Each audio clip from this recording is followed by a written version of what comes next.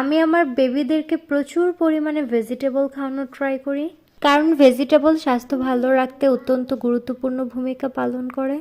Hello viewers, আসসালামু আলাইকুম, welcome back to Tasnim Ahmed Chaiti. Fast food, বিভিন্ন তেল চর্বিযুক্ত মজাদার খাবার, প্যাকেটজাত দামি দামি খাবার, এই সব কিছুই আমাদের বেবিদের প্রতি আমাদের ভালোবাসার বহিঃপ্রকাশ খুব সুন্দরভাবে করতে পারলেও সবচেয়ে গুরুত্বপূর্ণ কাজটাই কিন্তু করতে পারে না, আর সেটা হচ্ছে গিয়ে স্বাস্থ্য রক্ষা।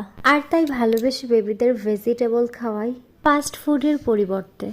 এই স্টিলের মগে এক মগ ভর্তি পানি না খেলে তোমার মনই ভরে না। আজকের আয়োজনে ছিল ডাঁটা শাক আলু দিয়ে ভাজি। আমি আমার 9 মাসের বেবিটারও ভেজিটেবল খাওয়ার হ্যাবিট করার ট্রাই করছি। ঠিক 6 মাস বয়স থেকে আমি আমার প্রতিটি বেবিকে হেলদি ফুড খাওয়ানো স্টার্ট করি। কার্বোহাইড্রেট হিসেবে ভাতের পরিবর্তে ওরা রুটি খেতে একটু বেশি পছন্দ করে। সিক্রেট এই হেলদি স্যুপটা দিয়ে রুটিটা বেশ জমে যাচ্ছিল, আর আমি নিজেও রুটি খেতে বেশি প্রিফার